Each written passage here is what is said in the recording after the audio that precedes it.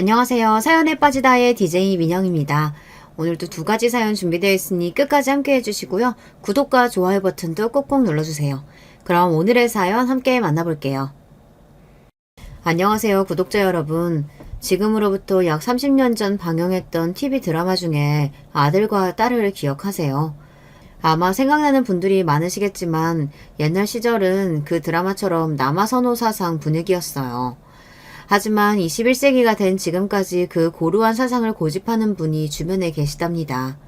그분 때문에 여러 사람 억장이 무너지고 또 되돌이킬 수 없는 일까지 만들어버린 그 일화를 소개해드릴까 합니다.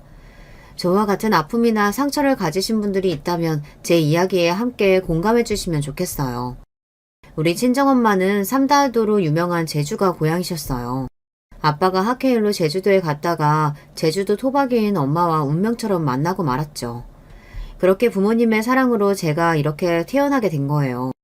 하지만 두 분의 결혼과 출산은 우여곡절이 많았답니다. 엄마는 아빠를 따라 경기도로 거주지를 옮기고 신접살림을 차리셨어요. 하지만 제주도와 경기도는 사는 환경이 하늘과 땅 차이라고 하신 엄마는 늘 제주를 그리워했어요. 경기도에 아는 친척분이나 친구도 안 계시고 아빠 하나만 바라보며 사셔야 하니 얼마나 외로우셨겠어요. 그래도 사랑 하나로 남편 뒷바라지하며 지내셨는데 임신만 하면 초기에 유산을 해서 마음고생이 많으셨대요.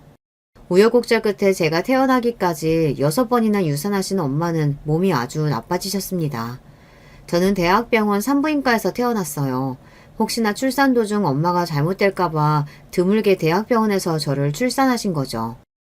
그래서 저는 우리 집 외동딸이자 귀한 보배처럼 대접받고 사랑받으며 자랐습니다. 우리 엄마는 밝고 재미있는 성격이었는데 건강이 약해져서 자식인 제 눈에도 힘들어 보이고 안쓰러웠어요. 엄마를 제일 사랑하던 우리 아빠 눈에는 그 모습이 얼마나 안타까웠는지 제가 어릴 때 심한 몸장난을 엄마에게 걸면 아빠가 무척이나 혼내시기도 했어요. 그만큼 아빠는 아내와 딸인 저를 애지중지하셨지만 무심한 하늘은 우리 엄마를 일찍 데려가고 말았죠. 난소암으로 투병하시다가 제가 중학교에 입학할 무렵 엄마는 세상을 뜨셨습니다. 엄마가 눈을 감기 직전에 전 처음으로 생리를 시작했던 기억이 나는데요. 속옷에 묻은 피를 보고 너무 낯설어 당황했지만 아픈 엄마에게 도움을 청할 수 없었어요. 하는 수 없이 고모에게 전화해서 초경 이야기를 하니 고모는 아빠에게 넌지시 일러주었습니다. 그날 퇴근하고 집에 오신 아빠가 얼굴이 붉게 달아오른 채로 저에게 하얀색 선물 상자 하나를 주셨어요. 고모 말이 너에게 축하할 일이 생겼다더구나. 이거 받거라. 상자를 열어보니 그 안에는 생리대와 향수 그리고 어여쁜 여자가 된 것을 축하한다 라고 적힌 카드가 들어있었죠. 이제 엄마가 내 곁에 없으면 난 어떻게 살지 이런 두려움과 슬픔으로 막막했던 13살 소녀는 이런 아버지가 있으니 아마 괜찮을 거라는 희망을 처음으로 느꼈습니다. 그래서 엄마가 안 계셨다지만 전 아버지의 사랑으로 남부럽지 않게 성장할 수 있었습니다. 저도 고등학교 3학년 때 첫사랑을 학원에서 만나게 되었어요. 대입 수능을 준비하던 치열한 시기에 같은 반의 한 남학생은 우연한 기회로 친구 사이가 되었고 사실 저 혼자 마음속으로 짝사랑했어요. 그런데 그는 수능시험을 망쳤기 때문에 재수를 해야 했고 저는 지망하는 대학교에 붙어서 그 이후로는 연락이 끊겼습니다. 각자의 삶을 살다가 우연히 제 첫사랑 최남영을 만난 것은 지하철역에서였어요. 여러분은 운명을 믿으시나요? 제주도라는 환경에서 부모님이 우연히 만나서 결혼하게 되었듯이 저도 운명적으로 남영애를 만났다고 믿고 있습니다. 이 넓은 서울 아래 양재역에서 우리는 딱 마주치고 말았거든요. 첫눈에 서로를 알아보고 너? 이렇게 탄성을 질렀습니다. 마침 같은 방향 지하철을 타고 가면서 우리는 지난 시절을 이야기하고 전화번호도 교환했습니다. 내 번호 저장해. 그리고 이제 연락하고 지내자. 너 내 첫사랑이었거든. 또 보자. 남영이의 말에 30이 다 된 나이에 주책맞게도 심장이 너무나 뛰었어요. 나 혼자 마음속으로 좋아했던 남자애도 실은 저를 좋아했다니 여러분은 믿기시나요? 저는 프리랜서로 일하는 작화 화가로 남영이는 게임 소프트웨어를 취급하는 사업가로 커서 다시 만나게 되었고 마침 둘 다 싱글이었습니다. 그렇다 보니 다음에 벌어질 일은 못 뻔하죠. 우리는 1년 정도 연애하다 결혼 이야기를 진지하게 나누게 되었어요. 이제 드디어 앞서 얘기해드렸던 남녀차별하는 그분을 처음으로 만나뵙게 되고 맙니다. 예비 신랑이 자기 집이라며 데려간 곳은 송파구의 한 아파트였어요. 많이 낡긴 했지만 재건축을 앞둔 집값이 비싼 아파트로 알고 있는 곳이라 속으로 놀라면서 반겼습니다. 이 남자가 티를 안 내서 몰랐는데 잘 사는 집안의 자식이었구나. 엄마, 아빠, 저 약혼자 데리고 왔어요. 밥부터 주세요. 김밥집 장사하시는 예비 시모께서 밤 8시가 넘은 시간에 오라고 하셨기에 우리는 아주 배고팠거든요. 그러자 부엌에서 현관으로 곧장 달려나오신 예비 시모가 보였고 저는 그분께 머리 숙여 인사부터 드렸습니다. 하지만 예비 시모는 제 인사에는 아랑곳하지 않고 곧장 자기 아들부터 챙기는 게 아니겠어요. 처음 뵙겠습니다, 어머님. 다들 어서 들어와라. 우리 아들 많이 배고팠겠구나. 엄마가 맛있는 거 많이 차려놨어. 그래. 너구나. 예비 며느리도 반갑구나. 들어와라. 보통은 집에 처음 찾아온 손님을 먼저 맞을 법도 한데 예비 시모는 매일 보는 자기 아들 밥부터 챙기느라 바쁜 것이 좀 이상했어요. 시댁에는 예비 신랑의 양친 부모님과 2살 아래의 시누이 이렇게 계시고 저를 환대해 주셨습니다. 저에게 궁금한 것이 많으신지 예비 시부와 시누이는 식사하면서 여러 질문도 하시고 예비 신랑 어린 시절 이야기도 하면서 참 재미났죠. 우리 남영이가 좋다는 여잔 처음으로 데려왔는데 그 전에 남영이한테 들어서 별다른 건 궁금하지 않아. 다만 아가씨는 요새 여자들처럼 자식 안 낳겠다던가 그런 생각은 없겠지? 저에게 좀 무심해 보였던 예비 시모의 첫 질문에 긴장되었습니다. 네. 전 외동딸로 자라서 식구가 많은 편이 좋아요. 힘 닿는 데까지 나갈 겁니다. 세연이 너무 웃기다. 힘 닿는 데까지요? 엄마, 세연이 우리 집에 처음 온 손님인데 이게 뭐예요? 오빠는 깨끗하고 알 커다란 딸기랑 사가지고 나랑 세연이는 군데군데 골마서 파버린 전혀 다른 과일이잖아요. 시누이는 짜증이 난다는 듯이 예비 시모를 나무랐는데 제가 봐도 예비 신랑과 시부에게 주신 과일과 저와 시누이의 과일은 전혀 달라 보였어요. 여자들은 괜찮아. 나 어릴 때 여자들은 부엌 가마솥 옆에서 대충 물 말아 밥 먹고 그랬다. 지금처럼 겸상해서 같은 밥 먹는 게 감지덕지야. 실은요, 우리 엄마는 남아선호 사상이 아주 투철하신 분이랍니다. 이렇게 먹는 것부터 해서 온통 남자들만 챙기고 여자인 저는 늘 뒷전에 푸대접이었어요. 언니가 미워서 그러신 게 아니라 원래 저런 분인 거니까 이해해요. 그 천만 넘에 저는 시댁이 우리 집과 분위기가 판이하게 다르다는 것을 깨달았죠. 외동딸로 귀하게 대접받고 살아온 저는 시모처럼 아들딸 차별하는 분위기가 얼마나 사람 자존감을 해치는지를 체감할 수 있었습니다. 결혼한 이후 시댁에 가면 이런 시모 때문에 감정이 상할 일이 한두 번이 아닙니다. 한 번은 식탁을 차리는데 저도 옆에서 시모를 함께 도왔어요. 어머님, 밥솥에 밥이 많이 부족한데 햇반 같은 거 있으시면 그거 돌릴게요. 아니다, 여기 밥 있어. 그리고 시모가 내온 것은 꽁꽁 얼려져 있는 커다란 사각 반찬통이었어요. 이 밥 전자레인지에 해동해서 너랑 나만 먹자. 밥 하나로도 남녀차별을 하니 좀 심통이 나서 식탁에 앉은 남편 밥에 밥을 내려놓으며 그랬어요. 자기랑 아버님은 갓 지은 따뜻한 밥 먹어서 좋겠다. 나랑 어머님은 냉동밥이나 먹어야 하는데. 제 얘기에 남편은 자기 어머니를 한번 보더니 밥이 이것뿐이냐고 묻더라고요. 밥 모자라서 그런 거니까 넌 신경 쓰지 말고 주는 밥이나 맛있게 먹으면 돼. 에이, 다 같이 새밥 혼밥 섞어 먹으면 되지. 난 냉동밥도 잘 먹는데 왜 우리 아내한테만 줘요? 이러면서 남편은 제 밥이랑 자기 밥을 바꿔 먹었어요. 그랬더니 시모는 식사 내내 저를 째려보시는 통에 좀 불편했지만 속으로는 몹시 통쾌했습니다. 세아가, 자고로 남자가 바깥일이 잘 되려면 집에서 왕처럼 대접해줘야 하는 법이야. 난 우리 집 남자들한테 헌밥 준 역사가 없어요. 집에서 우리 남영이 헌밥이나 뭐 햇반 같은 거 먹이면 큰일 난다. 심기가 불편하셨는지 시모는 저에게 잔소리를 덧붙이셨습니다. 요새 누가 남자 여자 구별해서 쪼잔하게 음식으로 차별하냐고 반문하고 싶었지만 어쩌겠습니까. 시모는 그런 분위기로 수십 년을 살아오신 분이고 제가 거기에 뭐라고 해봐야 싸가지 없는 년이라는 소리만 되돌아오겠죠. 그리고 저처럼 이미 갖은 차별을 받아온 산 증인이 있었어요. 바로 우리 손 아래 시누이입니다. 지난 명절에 식사 자리에서 시모가 특별히 해물탕을 끓이셨어요. 어머, 나는 콩나물이랑 무만 들어있네. 엄마, 이거 분명 해물탕 맞지? 아, 오빠 국그릇 보니까 이 요리 제목이 해물탕인 건 알겠네. 낙지, 전복, 오징어 등등. 쟤 여기로만 어째 갔어? 짭짭 드시던 시모는 이런 신우이의 투정이 익숙하다는 듯이 대수롭지 않게 반응하셨어요. 어차피 해물이 다 국물에서 똑같이 우러나는데 뭘 먹어도 다 해물탕이지. 그냥 조용히 좀 먹어.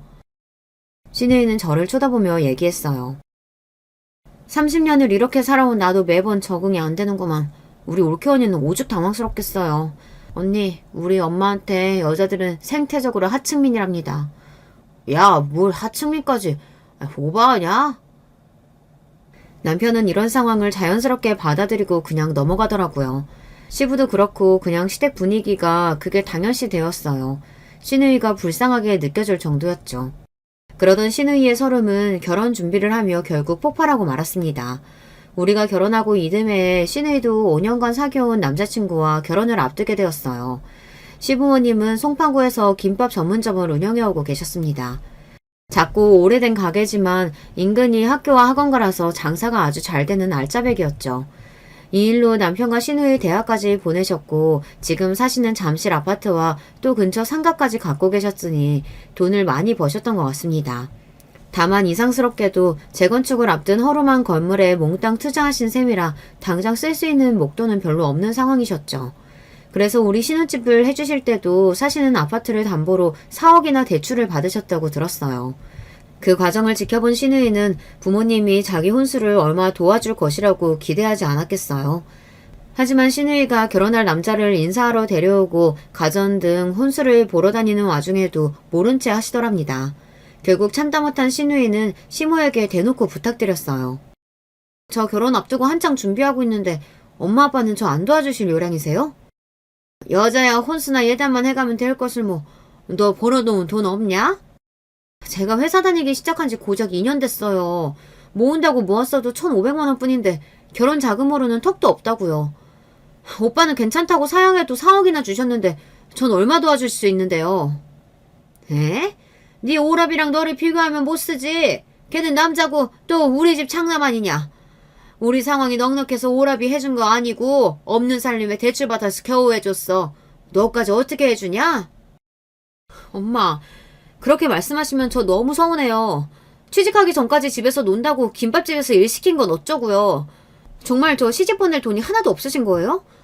정 없으시면 여기 앞에 상가 그거라도 팔면 안 돼요? 2년이 어디 그거 팔 생각을 해? 재건축만 대봐라. 그게 얼마까지 오를지. 그 알토란 같은 걸 지금 왜 팔아? 고작 너 하나 시집 보내겠다고. 고작 시집이요? 시누이는 그날 펑펑 울면서 시모에게 깊은 상처를 입은 것 같았습니다. 옆에서 본 저도 시모의 한마디 한마디가 유리조각처럼 박히는 기분이었으니까요.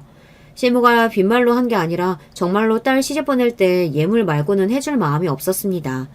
남편을 위해 해준 것이라지만 어쨌든 저는 신혼집 도움을 받았는데 시누이는 저렇게 어려운 상황이니 저는 뭐라도 도움을 주고 싶었어요.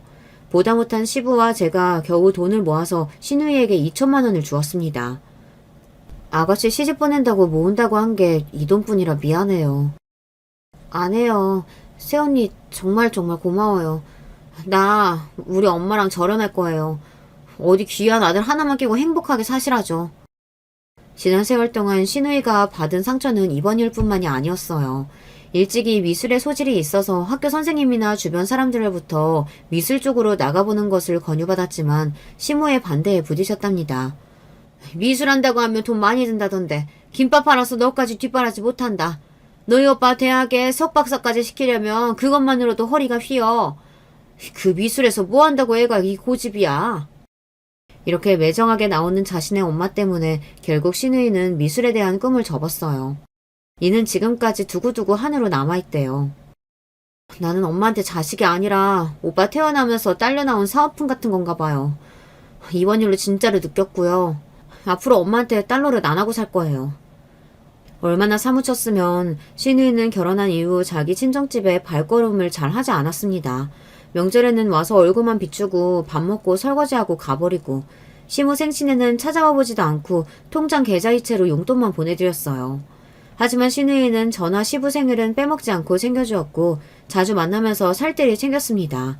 특히 저에 대해서는 시집갈 때 일이나 시모에게 차별받는 동지의식 같은 것이 있어서 친동생처럼 따르고 잘해주었어요. 이러한 시모로 벌어진 어이없는 일이 또 있었는데요. 어느 날 시부의 누님, 그러니까 시 고모님께서 집에 방문하셨습니다. 아유, 우리 동생 몸은 좀 차도가 있는가? 아유, 이렇게 건강이 안 좋아서 어쩌누? 여기 가져온 보약 좀 드시게. 우리 조카들 여기 와서 이 선물들 좀 가져가거라. 시 고모님은 젊은 시절 미국 남자와 결혼해서 미국에 건너가 살고 있는 분이에요.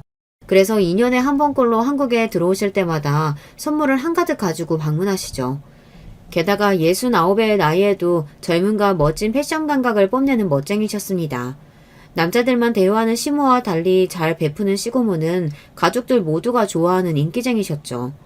우리 시모 단 한 분만 빼고요. 옳게, 지금 한국이 얼마나 발전했는데 우리 어린 시절 시골에서 나는 여자 차별을 하고 그래. 여자들도 능력 있으면 사회에 진출하고 대접받는 세상이라고 이제. 이렇게 시모에 대해 쓴소리도 아끼지 않으시고 시누이부터 저까지 여자들이나 서열이 낮은 사람들을 더욱 챙겨주십니다. 사정이 그렇다 보니 자주 뵙지는 못해도 평소 연락도 가끔 드리면서 의지하고 지내는 어르신이었죠. 어느 날 시고모님의 따님이 결혼하게 된 경사스러운 소식을 전해주셨어요. 미국에서 결혼식을 하니 우리 가족 모두에게 비행기표까지 시고모 돈으로 끊어주셨어요. 시모는 그 결혼식에 입으라며 어떤 실크 소재의 원피스를 제게 내미셨습니다. 이거 이태리제로 아주 비싸고 좋은 원단으로 만든 거야. 명색이 미국서 하는 결혼인데 너도 새 옷 한번 빼입어야 하지 않겠어? 갑작스럽게도 그 옷은 제가 시모에게 받은 첫 선물이었습니다. 기쁜 마음으로 원피스를 펼쳐보니 가격표도 없고 진짜 새 옷 같지는 않았지만 분명히 명품 브랜드의 비싼 옷임은 분명했습니다. 아, 그 원래 상표랑 상자 다 있는 거 내가 번잡스러워서 뺀 거야. 내 돈으로 산 새 옷이니까 괜히 의심 마라. 시모는 짐짓 이렇게 덧붙이고 가셨지만 아무래도 전 좋았습니다. 어머님께 선물 받은 비싼 옷을 입고 미국에 가서 결혼식 구경할 생각에 부풀었죠.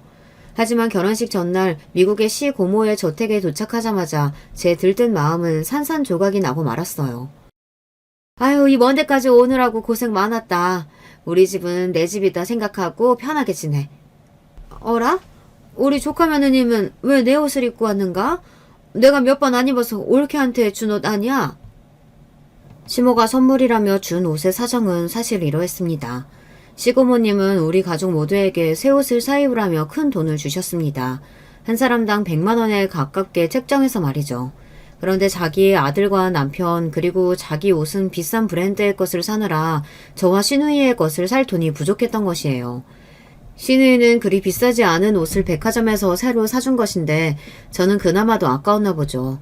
시 고모님이면 저보다 연세가 매우 많으신 분인데 그분이 입던 옷을 젊은 저에게 주시다니 정말 너무했습니다.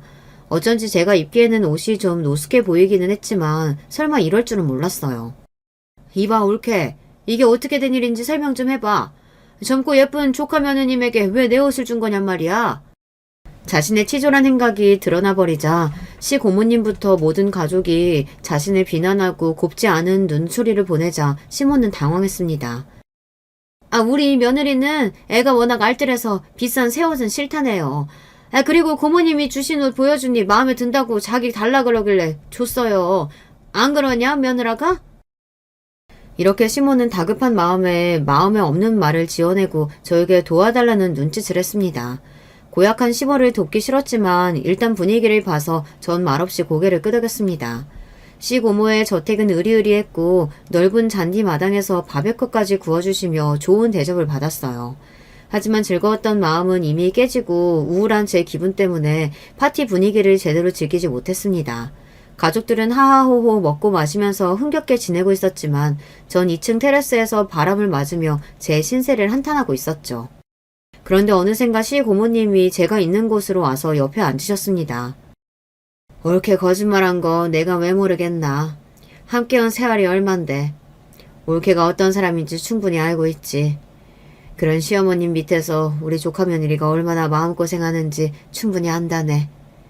시 고모님 위로에 홀로 슬픔을 삼키던 저는 보물 터지듯 눈물을 쏟고 말았어요. 제 마음을 알아주는 시고모님 품에 안겨서 한참을 울다가 시고모님이 이런 말씀을 해주시는 겁니다. 맨날 당하기만 하니까 답답하지? 속이라도 풀리게 어디 이 늙은 고모가 작은 복수라도 해줄까? 전 눈물을 닦으며 시고모님의 이야기에 귀를 기울이기 시작했어요. 드디어 저에게도 시모에게 반격할 기회가 찾아온 것이죠. 시고모님은 저를 자기 드레스룸에 데려가서 공주님 같은 옷과 명품 신발 한 켤레를 제게 입히셨어요. 그리고 제 손을 잡고 1층에 모여있는 가족들에게 갔습니다. 저를 보자마자 신우이는 탄성을 내질렀어요. 어머, 새언니 그 옷 어디서 났어요? 진짜 잘 어울리고 예뻐요. 저 이런 옷은 생전 처음 입는데 어색하기만 하네요. 정말 잘 어울리나요? 제가 좋은 옷을 입고 나타난 것이 못마땅한 시몬을 기분 나쁘게 쳐다보기만 했지만 가족들 모두 제가 입은 옷에 칭찬을 아끼지 않았어요. 구박만 받던 신데렐라가 드레스를 입고 무도회에 간 것처럼 행복했습니다. 그렇지만 저는 이후 시고모님이 하신 일 덕에 하늘에 날아갈 것처럼 신이 났어요. 아유, 올케는 가서 고기나 마저 구워. 우리 조카들은 고모랑 얘기 좀 나누자. 여기 샴페인 좀 마시고. 시고모님은 어머니를 부엌대기 취급하며 놀지도 못하게 계속 일을 시키셨어요. 고기 굽고 접시 가져와라 심부름 시키면서 시모의 표정은 점차 어두워졌습니다. 급기야 시모는 참지 못하고 시고모님께 대들고 말았죠. 형님, 저도 미국에 온 손님이에요. 이렇게 저만 일 시키고 하인 부리듯 하시면 자식들 앞에서 제 꼴이 뭐가 됩니까? 응? 엄마, 무슨 꼴이라니? 엄마가 고기 구워다 주니까 더 맛있고 좋은데? 매번 나랑 새언니만 시켰는데 이번 기회에 엄마가 구워주는 고기 좀 먹어봅시다. 그러게나 말이다. 자기가 이 집안 여자들에게 구는 것이야말로 하인 부리는 꼴이지. 내가 올케한테 뭘 했다고 이러는 거예요? 이렇게 어느 가족 하나 시모를 편드는 사람이 없자 시모는 분을 이기지 못하고 1층 손님방으로 가버렸습니다. 그 모습을 지켜보던 저는 어찌나 좋던죠. 자기도 그런 차별 한번 당해봐야 제 심정을 조금이나마 이해할 수 있겠죠. 미국 시고모님 댁 방문은 이렇게 저에게 좋은 추억으로 남았습니다. 한국에 돌아와서 시모만 보면 가슴이 답답했지만 그나마 분가한 며느리라 살만했어요. 하지만 얼마 지나지 않아 전 시댁에 합가할 수밖에 없게 되었습니다. 남편의 사업은 부도 위기 앞에 있었거든요. 살아남을 방법은 오직 살고 있는 집을 처분하는 수밖에 없었죠.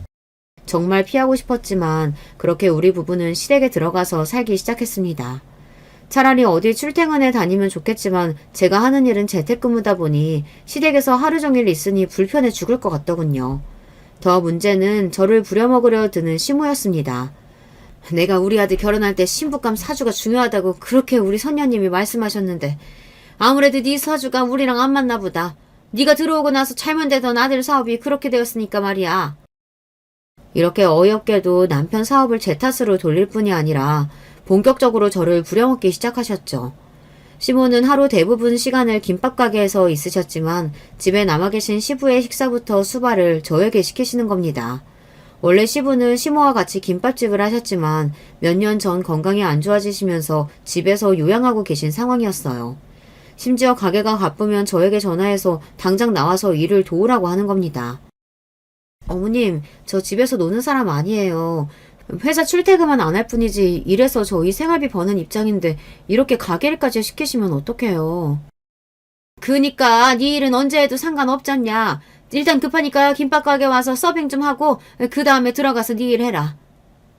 이렇게 우격다짐으로 절 시키시는 시모가 어이없는 것이었어요. 하지만 어쩌겠어요. 시모가 해주신 전세자금까지 남편이 날리고 얹혀 사는 마당에 억울해도 참고 사는 수밖에요. 그런데 엎친 데 덮친 격으로 저는 임신이 잘 되지 않아 걱정이었습니다. 남편과 결혼한 지 2년에 접어들었지만 그 사이 3번의 임신과 유산을 겪어야 했죠. 시모에게는 이런 며느리가 또 못마땅했던 모양입니다. 역시 선녀님 말씀이 맞았어. 남영이 사업부터 시작해가지고 임신까지 안 되는 거 보면 아무래도 너희 궁합이 꽝인가 보다. 이걸 어째였을까? 구술해야 하나 부적을 해야 하나. 유산으로 가뜩이나 속상한 제 앞에서 시모는 이렇게 막말까지 하는 겁니다. 잦은 유산을 겪으면서 제 몸의 건강도 악화되어 하던 일을 중단하고 최대한 쉬려고 노력하고 있었어요. 어느 날 엘리베이터를 탔는데 청소 아주머니를 만나서 인사드렸습니다. 그런데 아주머니 하시는 말씀이 예, 안녕하셔요. 503호 새댁이네. 지난번에 또 아기 유산했다면서 어째요? 새댁 몸은 괜찮아요? 시험관 앞두고 자궁 튼튼하게 만들어야 하는데 몸 조심해요. 이렇게 제가 유산한 것이며 시험관을 준비하고 있는 일들을 소상히 알고 계신 거 아니에요. 깜짝 놀라서 어떻게 그 일을 아시냐고 물으니 시모가 이 말 저 말 평소에 다 떠벌리고 다니는 모양입니다. 저는 아기를 갖기 힘든 몸이라는 사실이 부끄러워 주변 친구들에게도 비밀로 하고 있었어요. 그런데 아무 상관도 없는 아파트 청소 아주머니, 김밥 가게 식당 이모님, 이런 분들에게 떠벌리는 시모가 정말 이해가 안 갔습니다.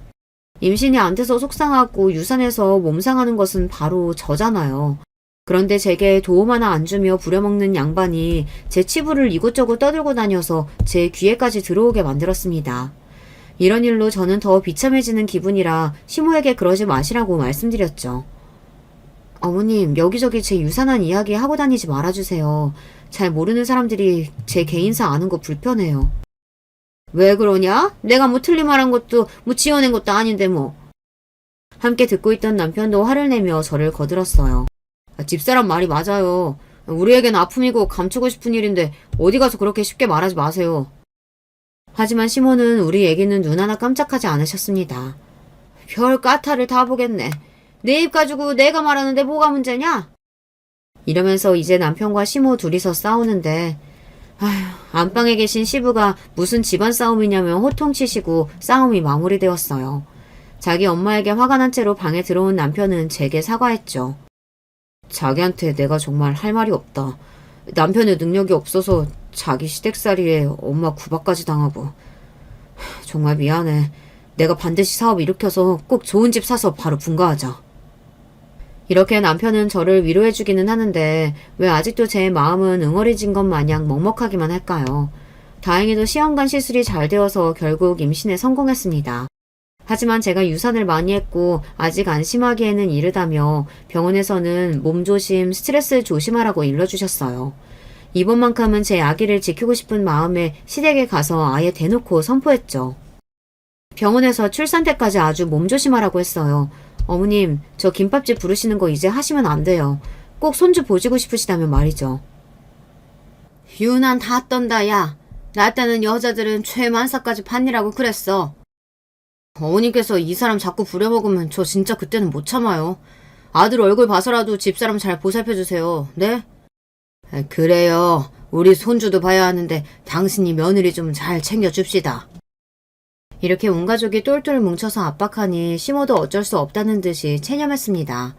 정말로 제가 임신한 뒤로 시모는 갑자기 김밥집 일을 시키는 걸 멈췄어요. 다만 집에 있다 보니 시부의 끼니를 챙기고 집안일 하는 것은 제 몫이었습니다.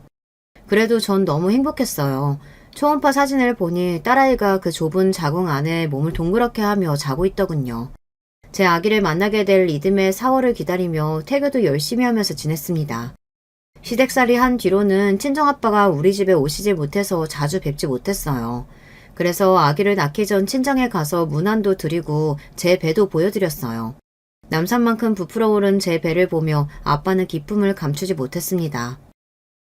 엄마 닮아 작은 몸집인 네 배가 이렇게 크게 부풀 수가 있냐?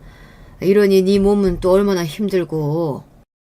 아빠는 제가 힘들어 보인다며 눈시울까지 붉어지셨어요. 그리고 벌써 유모차에 내복에 젖병까지 아기 용품을 잔뜩 사놓고 계셨어요. 아빠는 벌써부터 손주벌기 되차서 이걸 다 사놓으신 거예요? 그럼 내 손주인데 이까짓 게 아까울 소냐. 더한 것도 해줄 수 있으니 필요한 거 있으면 뭐든 말만 하렴. 그런데 시댁에서 지내는 건 괜찮냐? 그럼요. 아버님 어머님 모두 저를 얼마나 위해 주신다고요. 저 임신한 몸으로 집안일 하나 못하게 말리신다니까요. 절 너무 걱정하시는 아빠 앞에서 이렇게 거짓말을 할 수밖에 없었죠. 모든 가족들의 기대 속에서 출산을 앞두고 있던 어느 날입니다. 갑자기 밑에서 흥건한 피가 보이는 게 아니겠어요. 아직 출산일이 한 달 넘게 남았는데 이게 책에서 본 양수가 터진 모양이다. 다급한 마음에 산부인과에 전화해서 제 상태를 얘기하니 한시라도 바삐 병원으로 오라는 겁니다. 저는 주섬주섬 급한 옷가지와 물품을 가방에 넣고 있는데 마침 일 나가던 시모가 저에게 무슨 일이냐고 묻더군요. 어머님, 저 피가 미쳐요. 빨리 병원에서 오라고 하네요. 다급한 저와 달리 시모는 별로 놀라지도 않으며 저에게 이러는 겁니다. 원래 만삭일 때는 그럴 수 있는 거야. 별일 아니니까 유난 좀 떨지 마라. 그리고 어차피 딸이라며 뭐 나 지금 나가니까 시아버님 밥 차려놓고 가라. 어머님, 이런 상황에 아버님 밥이라뇨. 그러지 마시고 저 급하니까 택시 좀 집 앞에 불러주세요. 하지만 시모는 택시는 개뿔? 네 아버지 밥 안 차리고 나갈 생각도 말어. 하며 그냥 나갔습니다. 하는 수 없이 간단히 쟁반에 시부야 아침을 챙겨서 안방에 넣어놓고 있는데 그때 통증이 극심해지면서 전 배를 움켜쥐고 쓰러졌습니다. 결국 119에 전화를 걸어 도움을 요청했고 정신이 아득한 상태로 병원에 이송되었습니다. 구급차를 타고 병원에 도착했으나 때는 늦었는지 이미 생명이 끊겨버린 내 아이만 나오게 되었을 뿐입니다. 저는 이 과정에서 정신을 잃었었고 수술 마취해서 깨자마자 아이부터 찾았습니다. 하지만 옆에 있던 남편은 제 말에 아무 말도 없이 고개만 가로저었을 뿐이죠. 전 직감할 수 있었습니다. 아, 내 아기는 잘못되고 말았구나. 여보, 그래서 우리 행복이는 어찌 된 건지 말 좀 해보라고. 미안해 자기야. 행복이는 그만. 의사 말이 당신이 하혈한 채로 병원에 왔을 때 이미 태반 조기박리가 심했대. 그래서 응급수술했지만 너무 늦게 와버려서 사선하고 말았다고. 저는 팔에 꽂혀있던 링겔 바늘을 뽑고 우리 행복이를 찾으러 병실 밖에 나가고자 했습니다. 미친년처럼 날뛰는 저를 남편은 강제로 껴안고 진정시켰지만 소용이 없었어요. 내 배에서 10달 품은 아이를 지키지도 못하고 나만 살아서 뭐해. 아무리 죽었어도 내 아이 몸이라도 볼 거야. 어찌 됐는지 내 몸으로 보고 아이한테 용서 빌어야 하니 안 생길 것 같아서 그래. 나 좀 보내줘. 이미 그 아이는 병원에서 처리됐어. 내가 행복이 잘 지켜봤으니까 우리 천사는 하늘나라로 갔을 거야. 저는 너무 화가 난 나머지 남편의 가슴팍을 주먹으로 쳐댔어요. 철이? 어떻게 그렇게 말할 수가 있어? 우리 아기가 죽었는데 쓰레기 취급하듯이 철이라니? 그래, 다 너 때문이야. 너희 엄마 때문에 내 아기가 이렇게 되고 만 거라고. 그깟 한 끼 안 먹는다고 사람이 죽니? 근데 아버님 아침에 뭐 대단한 거라고 며느리 손으로 밥상 차리게 해서 우리 아이가 이렇게 돼버린 거냐고. 남편은 제 말에 화들짝 놀랐습니다. 그게 무슨 말이야? 아버지 밥상이라니. 그리고 우리 엄마 때문이라니. 저는 진통이 왔을 때 시모가 나한테 어떻게 했는지 모두 남편에게 털어놓았습니다. 제 말을 들은 남편은 그 충격에 벽을 주먹으로 쳐대며 분노를 삭혔어요. 자기 말이 모두 사실이라면 나는 이제 우리 엄마 아들이 될 수 없어. 내 자식 죽인 엄마를 어떻게 용서할 수 있겠어. 주먹을 불끈 쥔 채 남편은 말릴 겨를도 없이 병원 밖으로 뛰쳐나갔습니다. 남은 저는 믿을 수 없는 현실에 병실에 누워 울부짖고만 있었어요. 이윽고 제 사정을 이해하듯 간호사가 들어와 수면제를 놓고 가니 전 그대로 잠이 들어버렸습니다. 그리고 다시 눈을 뜨자 한숨을 쉬는 우리 아빠의 얼굴이 보였죠. 아빠를 보자마자 울컥해서 저도 모르게 눈물이 뺨을 타고 흘러내렸어요. 이미 사정을 다 들으셨는지 아빠는 저에게 괜찮다, 괜찮을 거다 이 말만 하시며 제 옆에 계셔주셨어요. 근데 우리 남편 최서방은 어딨어요? 최서방이 몇 시간 전에 나한테 전화했다. 애가 얼마나 울었던지 목소리가 다 뭉개져서 계속 장인어른 죄송합니다. 저 때문에 또 저희 엄마 때문에 이 말만 100번은 한 것 같다. 네가 이렇게 된 게 다 안 싸돈 때문이라던데 맞냐? 네, 믿기지 않으시겠지만요. 시어머님은 남아 선호 사상에 뿌리 박힌 분이라 여자는 사람 취급도 안 하세요. 그간 말씀드리지 못한 구박과 차별 생각만 해도 급하게 병원 가야 하는데 그깟 달러하러 병원 가냐고 시아버지 밥 차리게 시켰어요. 제 말에 친정아빠는 충격을 받으신 듯 아무 말도 못하셨습니다. 한참 동안 고요한 침묵이 흐르다가 아버지는 무슨 결심이 서신 듯 벌떡 일어나셨습니다. 너 병원 퇴원하는 날 아빠가 또 올게. 당장은 내가 해야 할 일이 있구나. 세연아, 너희 엄마는 6번의 유산 끝에 너를 건강히 출산했어. 그러니까 너도 이번 일로 좌절하지 말고 일단 몸부터 회복해야 한다. 병원밥 빼먹지 말고. 그리고 아빠는 그대로 나가버리셨습니다. 그날 밤에 시부모님이 찾아오셨지만 저는 침대에서 돌아놓은 채로 시모의 얼굴도 보지 않고 그 말에 대꾸조차 안 했습니다. 시부모님이 왔는데 인사도 없는 독한 며느리를 봤나. 야, 니 애가 그렇게 된 게 왜 내 탓이던? 어제 네가 무슨 말을 했기에 우리 귀한 아들이 나한테 그럴 애가 아닌데 엄청 화 쏟아내고 갔어. 야. 다 네 자궁 탓이야. 괜히 시어머니 탓하지 마라. 앞으로 난 어머님과 말 섞고 싶지 않으니까 나가세요. 간호사나 경비원 불러서 억지로 나가시게 해드려요? 아이고, 저 말하는 것 좀 보소. 애도 못 낳고서 뭘 잘했다고 며느리가 아주 상전이야. 이렇게 끝까지 속으로 욕 나오게 만들고 나서야 시모는 돌아갔습니다. 혼자 슬픔을 삭히면서 병원에서 태어나는 날 약속대로 아빠가 오셨어요. 어떤 일인지 아빠의 얼굴은 전보다 편안해 보였습니다. 그리고 저에게 해주신 이야기인 즉슨 이 아빠가 우리 딸 복수하느라 바빴지 뭐냐. 아주 길고 긴 싸움이 되겠지만 끝까지 너희 시험한테 쓴맛을 보여줄 테다. 의기양양하게 아빠는 며칠 동안 하신 일을 설명해 주셨어요. 바로 이 모든 불행의 시작인 시모에 대한 복수였죠. 시모가 시댁에서 떵떵거리고 제 목소리를 낼 수 있었던 게 재산의 탓이 컸습니다.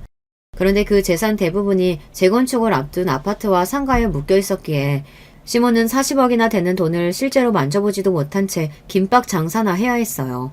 재건축에 바람이 불어서 주민 동의서를 받고 있던 상황이라 시모는 이제야 새 집에도 살고 큰돈 좀 만져볼 희망에 부풀어 있었죠. 빨리 하고 싶어서 김밥집에 오는 동네 사람들마다 붙잡고 재건축 동의하고 절차에 협조하라며 설득할 정도였어요. 이렇게 시모가 바라던 재건축의 꿈을 우리 아빠가 꺾어버리신 겁니다. 아빠는 시모와 같은 건물에 금매로 나온 상가를 샀고 집은 쪼개기도 하고 인근 상인들을 선동했던 거예요. 여기 재건축 빨리 나봤자 저 아파트 주민들만 좋은 일 시키는 거 아니겠습니까? 우리 같은 상인들이야 재건축 기간 동안 장사 못해서 받은 손해는 어쩌고요. 그러니까 우리한테 제대로 된 영업 손실 보상해 줄 때까지 재건축 막고 버티자고요. 이렇게 친정아빠는 잘 진행되고 있던 재건축 사업을 막고 나섰습니다. 이 소식을 알게 된 시모는 친정에 찾아와 화를 내셨습니다. 전 태어난 뒤로 시모의 낯짝만 봐도 괴로워서 남편과 함께 친정에서 머물고 있었거든요. 재건축 조합장 얘기 들으니까 사돈 언니이 우리 재건축 맡고 있다던데 그게 진짜 사실이요? 예, 사부인께서 집안 전 재산을 그곳에 묶어버렸다기에 제가 손 좀 썼죠. 능청스러운 아빠의 말에 시모는 소리부터 빽 질렀습니다. 아니 왜? 아니 무슨 억한 심정으로다가 그런 짓거리를 한단 말이에요? 당장 멈추지 못해요? 친정아빠는 얼굴에 있던 미소를 거두고 험악한 표정으로 돌변해서는 시모에게 이렇게 호통치셨죠. 당신이 내 딸을 머슴처럼 부리고 하대하니까 나한테는 누구보다 귀한 딸 자식이요. 그런데 당신 때문에 내 손녀까지 잃고 말았으니 가만히 있을 수가 있어야지. 시모는 기가 막히다는 듯 혀를 찼어요. 제 몸 부실해서 아기도 못 지킨 게 왜 시어머니 탓을 해? 새아기 너 설마 결혼 전에 몸 어디 막 굴린 거 아니냐? 아닌 말로 어디서 뭐 그러더라. 매독에 걸리면 그렇게 유산이나 사산하기가 쉽다고 말이다. 시모는 이렇게 입에 담을 수도 없는 막말까지 해버렸습니다. 기막혀야 하는 친정아빠가 혼내주려던 찰나에 이제 남편까지 폭발해버렸어요. 진짜 우리 엄마 맞아요? 내 아내한테 그런 말까지 하다니 믿기지가 않네요. 장인어른 때까지 와서 이게 무슨 행패입니까? 어서 썩 돌아가세요. 그리고 앞으로 며느리는 물론 아들까지 어머니 보지 않고 살 겁니다. 남영아, 우리 아들 엄마한테 그러는 법이 어딨어. 내가 너를 어떻게 키웠는데 금이야 오기야 그 누구보다 귀하게 말이야. 그런데 그런 엄마랑 절연하고 살겠단 말이냐? 만약 네가 그렇게 네 멋대로 굴면 유산이고 뭐고 없다. 지금 우리 아파트랑 상가 다 얼만데? 그것들 다 저승갈 때 짊어지고 가쇼. 내가 있는 한 재건축 되는 날은 아마 사부인 생전에 없을 테니. 나 없는 말 하는 놈 아니오. 입 밖에 꺼낸 마당에 내 목숨 걸고 끝까지 해낼 테니 두고 보쇼. 이렇게 두 남자가 달려드니 그 기가 센 양반이 아무 말도 못하고 돌아가더라고요. 정말이지 속이 뻥 뚫리는 기분이었습니다. 이후 우리 아빠 때문에 시모의 부동산은 처분하지도 못한 채 묶여버렸어요. 재건축만 믿고 자랑하시던 시모는 결국 자식 때에 와서야 재건축이 진행될 것 같네요. 그리고 부동산 담보로 대출도 상당했는데 그건 또 어떻게 갚으려는 건지. 그러게 적당히 벌었을 때 쉬기도 하고 처분하면서 쓰고 살지 말입니다. 이 일을 겪으면서 우리 남편이 그러더라고요. 난 우리 엄마가 저렇게까지 할 줄은 몰랐어. 그래서 제가 이렇게 답했죠. 원래 자식이 아는 엄마랑 남이 보는 내 엄마는 다른 법이야. 게다가 어머님은 좀 차별이 심하신 양반이야. 당신 동생도 어머니 때문에 평생토록 힘들어하다가 절연했잖아. 그리고 남편은 이제 자신의 엄마에 대한 마음과 시선이 바뀌었어요. 자식으로서 꼭 할 도리 외에는 연락을 드리거나 신경 쓰며 살지 않았습니다. 그렇게 아들 내외가 시댁에서 나와 절연하고 사니까 시모는 신우이에게 의지하고 싶었던 모양입니다. 하지만 신우는 시집갈 때의 일로 이미 정떨어진 치모에게 완전히 등 돌린 상황이었어요. 야, 너희 오랍이란 놈이 완전히 지 마누라한테 찰싹 붙어서는 이 엄마를 헌신짝 취급하고 사돈어른은 우리 집 재건축 맡고 있으니 일을 어쩌냐? 이것들 다 싹 혼내줄 방법이 없나? 엄마가 다 잘못한 거죠. 저 같아도 엄마가 그렇게 해서 내 잘못되면 절대 용서 못해요. 이런 일 하나도 안 궁금하니까 저한테 그만 하소연하세요. 이런 얌통머리 없는 기집애 봤나? 너 낳고 길러준 애미한테 그게 할 소리냐? 다른 집 딸들은 친정부모 모시고 여기저기 여행도 다니고 하는데 네가 나한테 뭐 해줬다고 하다못해 김밥집 바쁠 때 일 좀 도우라 해도 그만 좀 하세요. 평생 엄마 몸종처럼 시키는 일 다 하고 살았으면 됐죠. 그러게 딸한테 그런 대접 받고 싶으면 아들하고 차별 없이 좀 키우죠. 내가 괜찮은 대학 붙었을 때도 오빠 기분 안 상하게 얘기하지도 말라면서요. 엄마가 언제 절 축하하고 격려해준 적이 있나요? 참 엄마야말로 염치도 양심도 없네요. 당연하지. 우리 집 기둥은 어변이 너희 오빠 장남이야. 어찌 딸과 아들이 같으냐? 태생부터가 다르고 어머니 대우가 다른 것이 우리 전통이지. 그럼 그 귀한 아들네 가서야 하소연하고 잘 봐달라 하지. 왜 딸년한테 그래요? 지금 오빠네가 돌아서니까 아쉬운 마음에 나 찾아온 거지. 엄마 때문에 내가 제일 힘들었던 게 뭔지 알아요? 언제나 차별당하고 자랐기 때문에 내가 뭘 잘못해서 그런 게 아니라 태생적으로 난 대우받을 자격이 없는 사람이라는 생각이 박혀버린 거야. 엄마 때문에 나는 자존심도 떨어지고 꿈도 없이 살아왔어. 이제 엄마 그늘에서 벗어나서 행복하게 살고 있으니까 그냥 얼굴 보지 말고 삽시다. 시모는 아들이건 딸이건 모두에게 버림받고 외롭고 처연한 신세가 되어버렸습니다. 결과적으로 저는 스스로 연 끊어준 시모 덕분에 편하게 지내고 있고요. 남편과 친정에서 살면서 아버지의 보살핌 속에서 몸도 마음도 건강해졌어요. 저는 사주궁합 따위는 믿지 않지만 아무래도 시모가 저의 악연은 맞는 모양이었어요. 시모와 멀어지고 나서는 모든 일이 잘 풀리는 겁니다.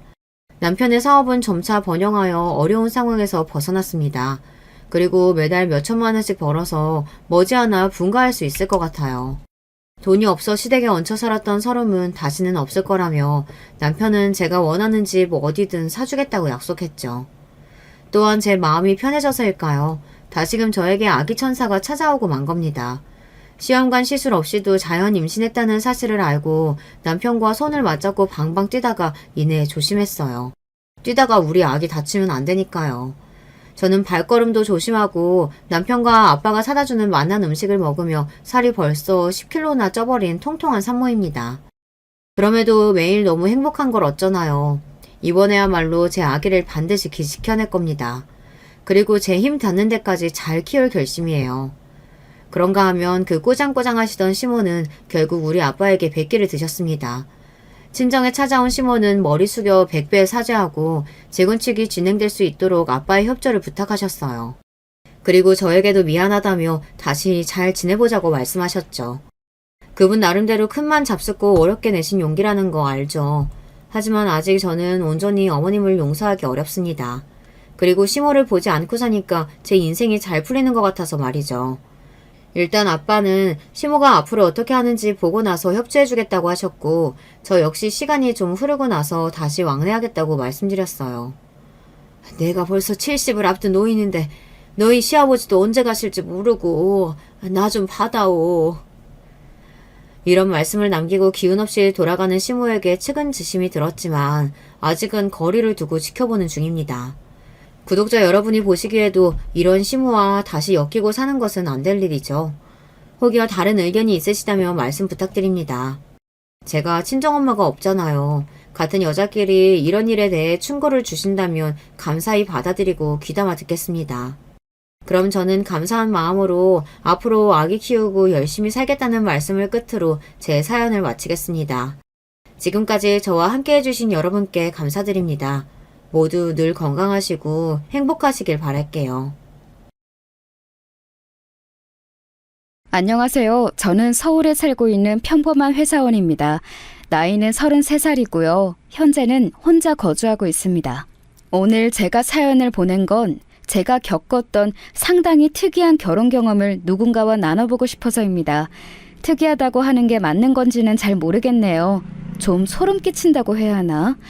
정말 예상도 못했던 일을 겪었던 적이 있어서요. 여러분께 조심하라는 말씀도 드릴 수 있었으면 좋겠습니다. 저는 30살에 결혼을 했습니다. 지금부터 3년 전 2020년이었는데요. 코로나 영향 한복판이었을 때 결혼한 것이라 여러 가지로 어려움을 많이 겪었습니다. 저는 작은 수출업 업체에 다니고 있는데 아무래도 경기 탓에 회사도 어려웠고 그 때문에 급여도 많이 밀리고 그랬거든요. 아무래도 다양한 방면에서 결혼하기 쉬운 상황은 아니었죠. 다른 지인들도 결혼을 결정했다가도 모두들 취소하거나 미루는 때였는데 그래도 저는 그 당시 결혼을 감행했습니다. 왜냐하면 그때 제가 정말로 사랑하는 여자친구를 만났었기 때문이었죠. 저하고 나이 차이는 좀 나는 편이었는데 정말 예쁘고 발랄한 사람이었어요. 당시 23살이었으니까 저하고 7살 차이였죠. 20 초반이라 아직 어린 탓에 좀 철없는 면은 있었지만 그만큼 순수하기도 하고 명랑해서 제가 정말로 많이 좋아했어요. 이 사람 아니면 결혼 못하겠구나, 평생 행복하려면 이 여자를 꼭 잡아야겠구나 라는 확신이 들었었거든요. 어려운 시국에도 제가 결혼한다고 청첩장 돌리느라 친구들을 만났을 때 여자친구의 나이를 듣고서 친구들이 도둑놈이라고 하면서도 엄청 부러워했었죠. 나이가 어리기도 했고 워낙 예쁘기도 해서. 아니, 사실 객관적인 미인은 아니었지만 어린 나이 특유의 그 순수한 미모가 있었거든요. 친구들은 계속 제가 도둑놈이라면서 구박했지만 저는 당당했습니다. 제가 뭐 처음부터 속인 것도 아니었고 여자친구 쪽에서 저한테 먼저 다가온 것이었거든요. 편의점에서 일하던 여친이 제가 담배를 살 때 쪽지를 끼워주면서 번호를 달라고 했던 게 저희 관계의 시작점이었던 터라 제가 당당할 수 있었죠. 그 후에야 제가 여자친구를 더 많이 좋아했지만 말입니다. 아무튼 코로나 시국에 여러 가지 힘든 일이 있었지만 저희는 성공적으로 결혼을 했습니다. 회사가 어려운 탓에 제 급여가 밀리기도 해서 금전적으로도 빠듯한 편이었는데요. 게다가 아버지가 말기암으로 사실상 6개월 시한부 판정을 받아놓고 계셨던 터라 집안 분위기가 뒤숭숭하기도 했습니다. 그래서 결혼 자체도 근사하게 하지 못하고 소규모 정말 가까운 지인들만 모아서 하는 스몰 웨딩으로 치렀어요. 레스토랑을 하나 빌려서 지인들 참석하고 적당히 함께 식사를 하는 결혼식이었죠. 사실 여자친구, 아니 이제 아내가 된 내 여자한테 미안하기도 했습니다만 그래도 그녀의 특유의 긍정적이고 명랑한 태도로 우리 결혼을 받아들여 주었어요. 그러니까 제가 제 아내한테 얼마나 고맙고 행복했을지, 그리고 그녀를 얼마나 사랑했을지 아실 수 있을 겁니다. 아내에게는 부모님이 안 계셨고 언니 한 명만 있었기 때문에 스몰 웨딩이 조금 더 쉬웠던 것 같기도 하고요. 그리고 아내는 아직 어린 나이라서 살아보고 혼인신고를 하면 안 되냐고 저한테 부탁을 해왔습니다. 그 정도야 얼마든지 가능했죠. 아버지는 시한부인 상황에서 아들이 결혼한다고 하니까 정말 기뻐하셨습니다. 제가 둘째인데 아버지가 돌아가시면 아버지 소유의 재산 중 집을 한 채 제가 물려받기로 했습니다. 아버지 앞으로 보험사에서 돈이 나온 것도 있었는데 그것도 함께 나눠받기로 했고요. 형은 돈에 있어서 그렇게 인색하지 않고 넉넉한 사람이라 저희 형제는 그런 문제로 싸울 일은 없었습니다. 그래도 아버지가 돌아가시기 전에 저까지 결혼하는 모습을 보여드릴 수 있어서 정말 감사했어요. 그래서 저희 부부는 결혼한 뒤 아버지 소유로 되어 있는 집에 들어갔습니다. 단독주택이었는데 원래 1층과 지하에는 임차인을 들여서 월세를 받고는 했지만 아버지가 거기까지 관리하실 여력이 되지 않아서 비어있는 상태였죠. 마당이 크지는 않고 나무가 두세 그루 심어져 있는 주택이었어요. 날은 값도 나가는 2층 집이었죠. 신혼부부가 살기에는 좀 크기는 했지만 그래도 제 아내한테 보여주기 나쁘지 않았습니다. 아내는 결혼하기 전에 처음 그 집을 보고서 무척 기뻐했거든요. 이렇게 큰 집에서 사는 거 나 처음이에요. 그래? 뭐 그렇게까지 큰 건 아니고 그냥 평범한데. 세상에, 우리는 그럼 2층에 사는 거예요, 오빠? 원래 2층에 주인집이 살거든. 그럼 1층이랑 지하는? 세 주면 좋은데 지금 좀 도배랑 장판은 하고 줘야 할 것 같아. 근데 지금 당장은 이사할 사람 많지 않을 것 같으니 좀 나중에 하자고. 월세를 받으면 좋은데 사실 그러려면 관리한 지 오래된 실내를 좀 살만하게 만들어야 했거든요. 하지만 당시 코로나가 기승을 부리던 시기라 과연 이사를 많이들 할까 싶기도 했고, 게다가 무엇보다 저희 회사가 어려워서 급여도 밀리는데 도배 장판을 할 만한 돈을 따로 만들기가 힘들었어요.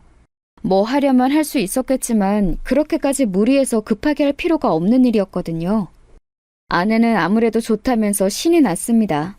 결혼 후 살림살이를 들여놓고서 집안을 꾸미는 것에도 열과성을 다했어요. 저는 가족과 같이 살다가 결혼한 것이라 집에 들어오면 어린 아내가 열심히 살림을 하다가 저를 맞이해주는 것이 너무 알콩달콩 좋았었죠. 남자분들은 아마 다들 아실 텐데요. 아내가 저녁 식사를 준비하면서 갓 지은 밥냄새가 나고 현관까지 나와서 가방하고 옷을 받아줄 때 얼마나 일하는 보람을 느끼는지 말입니다. 사실 남자들이 일하는 목표가 아내와 아이들을 먹여 살리기 위한 거지 않습니까? 아직 아이는 없었지만 아내가 있는 것만으로도 지극히 행복했었죠. 아내는 원래 고등학교를 졸업하고서 대학을 다니고 있었습니다. 등록금을 벌기 위해서 편의점에서 아르바이트를 하다가 저를 만난 거였죠. 그래도 등록금 정도는 자기가 벌어서 다니는 게 낫지 않냐면서 편의점에서 계속 일을 하겠다고 고집을 피우는 아내를 말린 건 저였습니다. 사실 대학 등록금이 생각보다 꽤 큰 돈이지만 그래도 그 돈 때문에 소중한 어린 아내가 진상들하고 싸우면서 편의점에서 일하는 것은 보고 싶지 않더군요. 그래도 너무 돈 많이 드니까. 괜찮아, 내가 얘기했었잖아. 우리 돈 곧 생긴다고. 아, 그때 얘기했던 거요? 그래, 뭐 가슴 아픈 일이지만 아버지는 곧 돌아가실 거니까. 사실 아버지가 돌아가시고 나면 저희가 받을 돈이 있으니까 그것 때문에 자신감이 있어서 아내에게 집에 있으라고 말한 것도 있습니다. 집도 아직 소유권은 넘어오지 않았고 아버지 앞에 현금도 가르기 전이지만 어쨌든 시한부 판정을 받으셨기 때문에 어차피 멀어도 1년 안에는 저희 수중에 들어오는 돈이었거든요. 저희가 뭐 욕심을 부리는 것도 아니었고 아버지가 남겨주시는 돈이니 받아서 감사히 쓰겠다는 것뿐이었습니다. 결혼 전에도 이미 수차례 우리 집이나 재산은 걱정할 것 없다.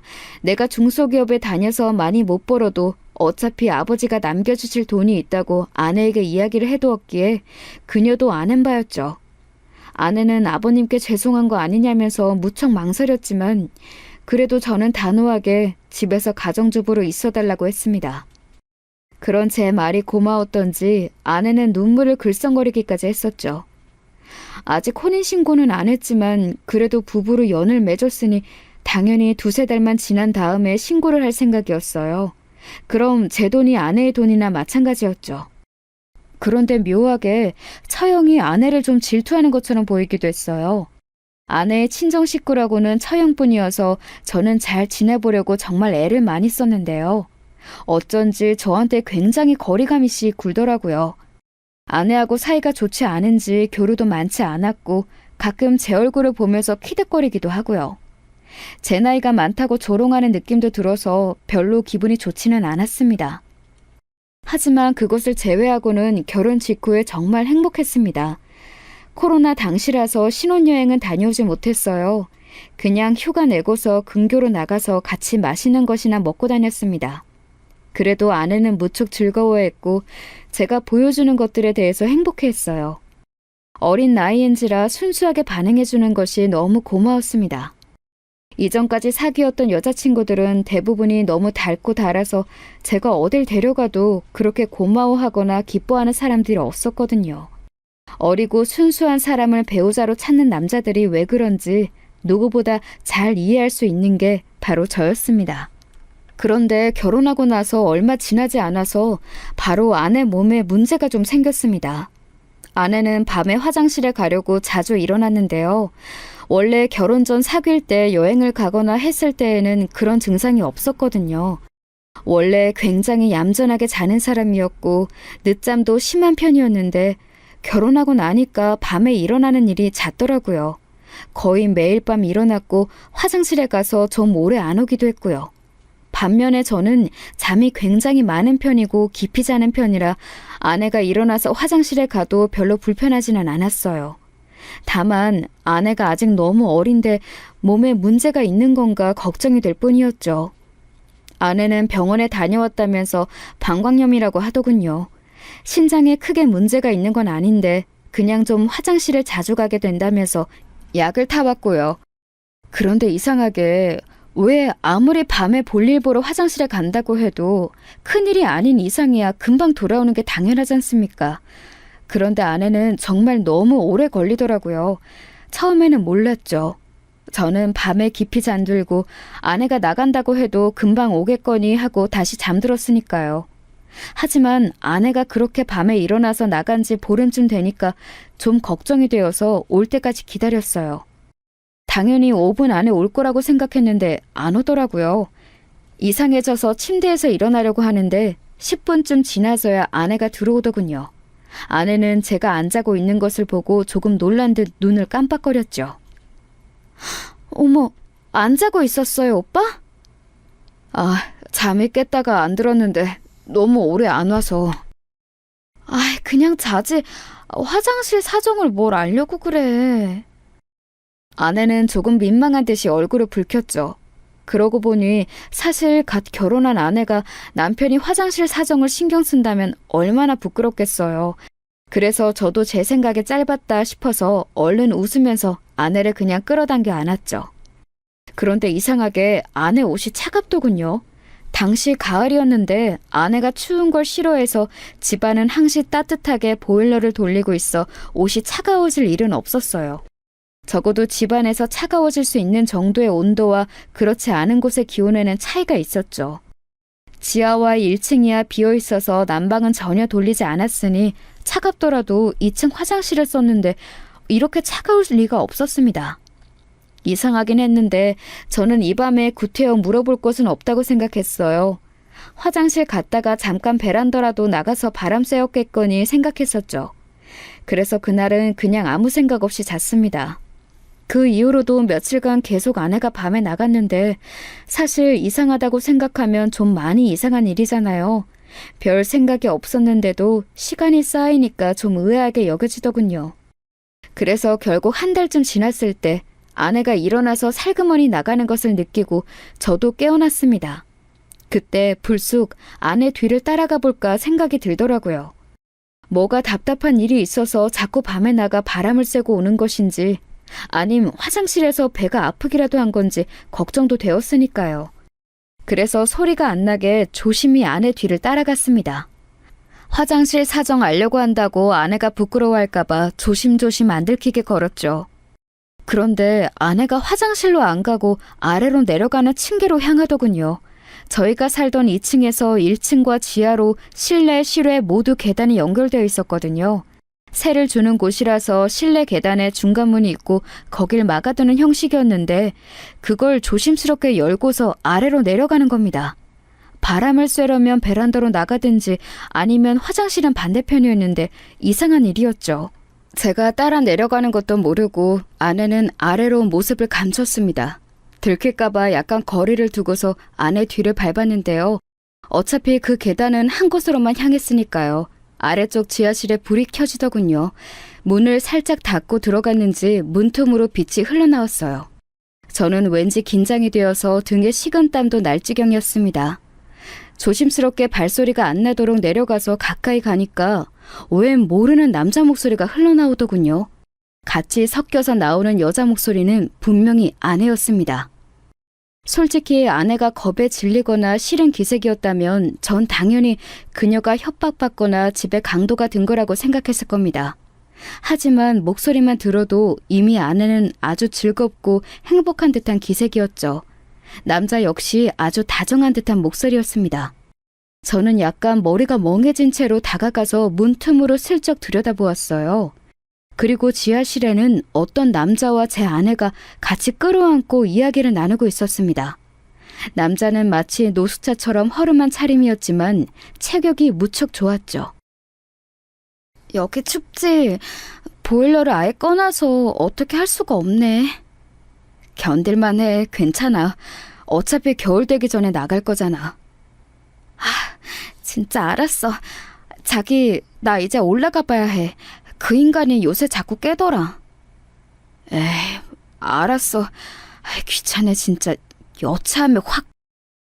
무서운 소리 하지 말고. 아내는 깔깔 웃으면서 한 번 더 남자를 꽉 끌어안더군요. 곧 나올 것 같아서, 그리고 그 상황에 제가 분명히 걸리면 안 될 것 같아서 저는 정신없이 위로 올라왔습니다. 물론 발소리가 안 나도록 조심하면서요. 무슨 상황인지 알 도리가 없었지만 절대 지금 아내가 절 눈치채게 만들면 안 된다는 것만은 본능적으로 알 수 있었죠. 제가 급히 먼저 올라와서 침대에 가서 눕자 조금 뒤에 2층 화장실 문이 닫히는 소리가 크게 나더군요. 그제야 알 것 같았습니다. 그동안 저렇게 내려갔다가 제가 혹시라도 의심하지 않도록 2층 화장실 다녀온 것처럼 소리를 냈다는 것을요. 저는 혹시라도 일어났던 것이 들킬까봐 숨을 죽이고 이불 밑에서 꼼짝도 하지 않고 누워 있었습니다. 곧 아내가 들어왔고 제가 자는지 안 자는지 살피는 기색이더니 제가 움직이지 않자 곧 안심한 듯 침대에 누웠어요. 제가 누운 자리에서 제법 멀찌감치 떨어져서 몸이 닿지 않은 곳이었죠. 자기 직전에 저한테 안기면서 애교를 부리던 때와는 완전히 다른 모습으로 제게서 멀어져서 꽤 쌩한 분위기인 채로 멀찍이서 잠을 청했습니다. 머릿속이 복잡했어요. 하지만 이것을 그냥 그대로 아내한테 추궁하면 안 된다는 사실 정도는 알 수 있었죠. 그래서 저는 다음날 아침 식사도 얼레벌레 대충 하고서 급하게 밖으로 나왔습니다. 집 지하실에 이상한 남자가 있고 심지어 그 남자를 아내가 다정하게 끌어안고 있었다는 건데 머리가 터져버릴 것 같았습니다. 어린 아내와 결혼해서 이제야 정말 행복한 가정을 꾸리고 내 인생을 살 수 있겠구나 싶었는데 말이죠. 이 이상한 일을 대체 어디서부터 어떻게 처리해야 하나 감이 잡히질 않았습니다. 결국 그날은 회사에서도 거의 일을 하는지 마는지 모를 정도인 상태가 되어서 결국 오후에 반차를 내고 나와서 커피숍에 앉아 있었습니다. 혼자 머리를 식히면서 앉아 있다 보니 이게 보통 일이 아니라는 생각이 들더군요. 저 혼자서는 어떻게 해야 할지도 잘 모르겠어서 당황스러웠습니다. 사실 당시 아버지는 시한부로 누워 계시지 그러다 보니 형도 어머니도 모두들 아버지한테 정신이 뺏겨 있는 상황이라서 제가 뭘 고민 상담조차 하기 힘들겠더라고요. 그래서 고민 끝에 저는 인터넷에서 흥신소를 검색해서 그곳에 전화를 했습니다. 처음 전화 걸기가 힘들었지 일단 연락이 되니까 예상보다 간단하더군요. 흥신소에서는 이미 이런 종류의 일들을 많이 접했는지 생각보다 그렇게 막 놀라지도 않고 알겠다고만 했습니다. 남자의 정체와 이 일이 대체 어떻게 된 건지 그걸 좀 알아내달라고 했더니 그러겠노라고 하면서 그러더군요. 선생님, 사실 이런 일은 불륜일 때가 많습니다. 마음의 준비는 좀 하셔야 할 거예요.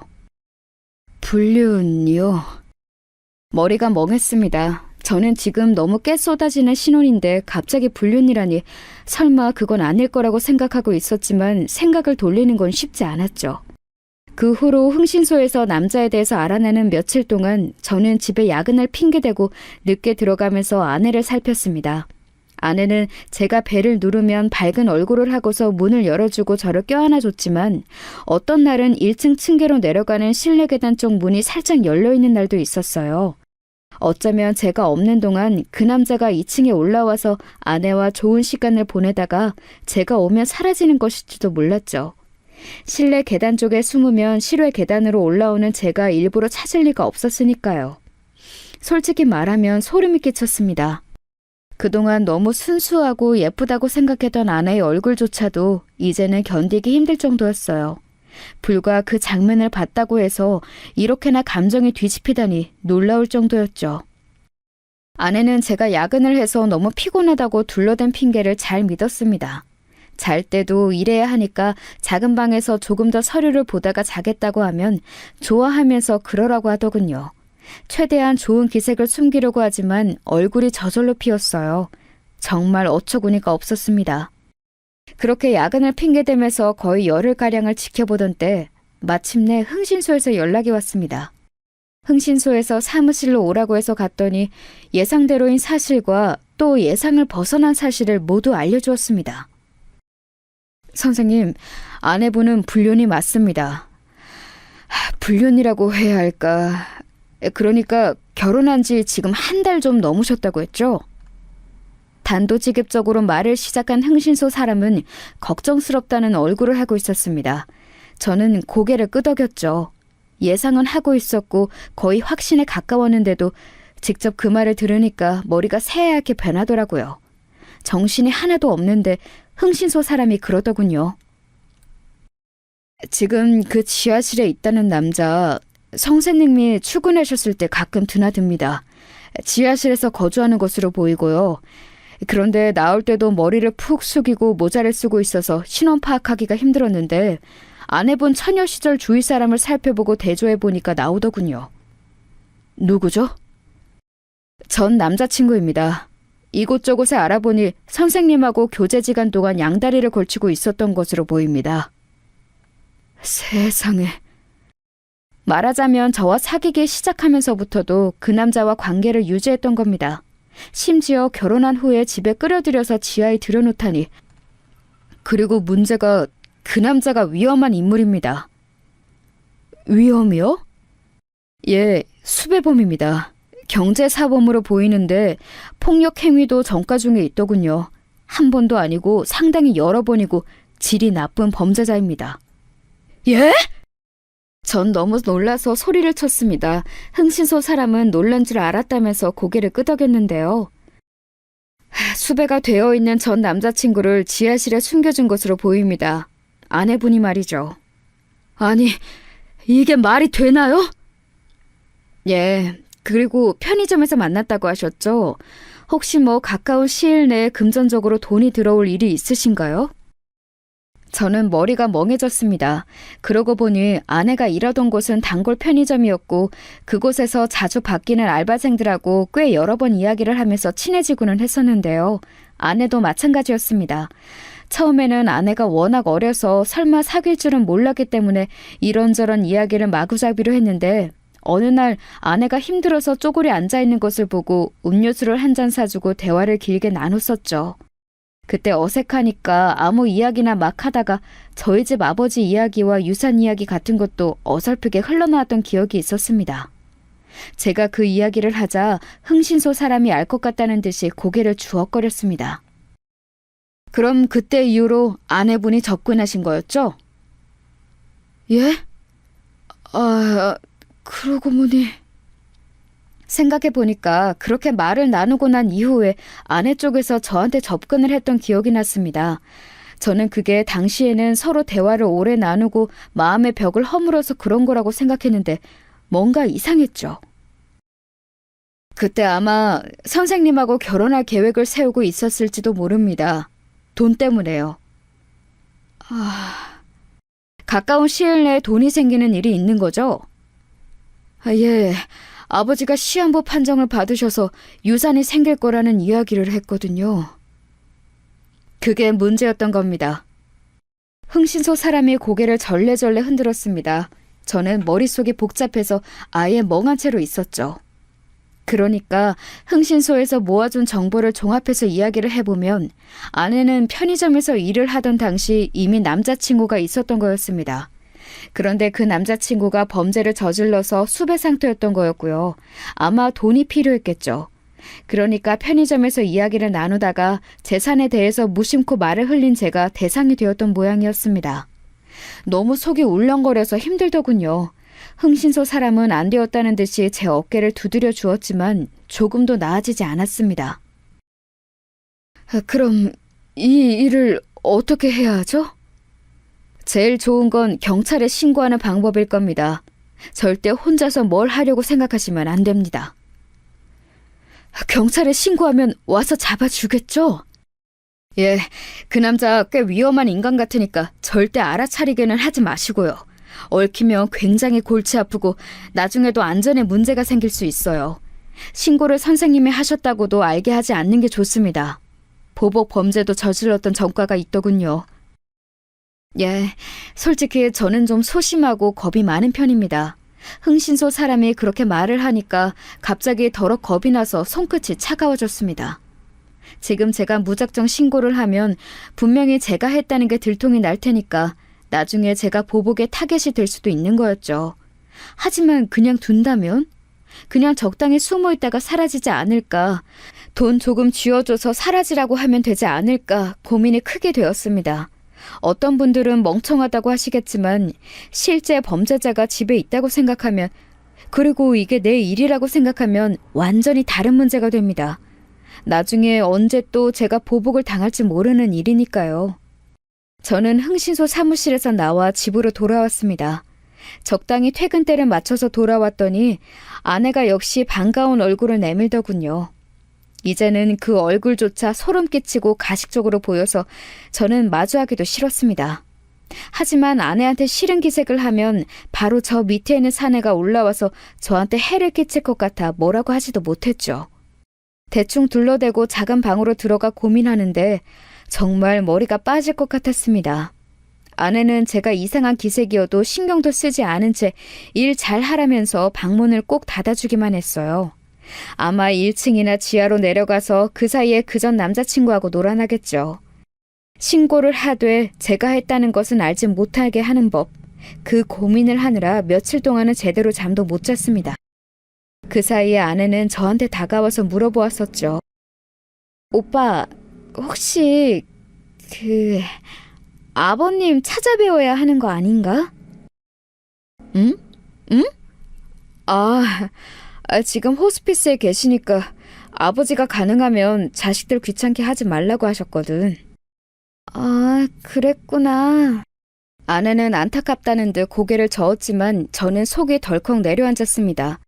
아버지가 돌아가셨다는 이야기가 나오면 분명 유산 이야기가 나올 거고 유산이 저한테 오고 나면 어떻게 해서든 제게서 그 돈을 빼앗아서 달아나겠죠.